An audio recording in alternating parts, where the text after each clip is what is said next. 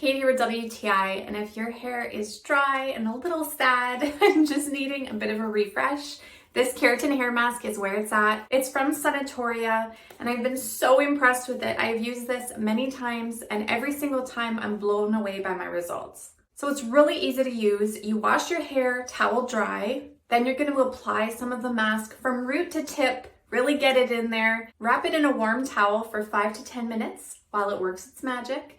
And then you're gonna rinse it out and style as usual. As you can see, the results are awesome. So I definitely have split ends, I have dry hair, I have flyaways, I have all the things. And this makes my hair so incredibly silky, it's unreal. The smell is a bit of a rose scent. It's very pretty, it's subtle, but I do find that there's a bit of a hint of rose. So this mask has vitamin E, omega-3, and 9. So that's gonna make your hair nice and soft, make it shiny, make it so you can run your hands through your hair with no issues at all. I'm sure you're gonna really, really love it, and that's my point of view.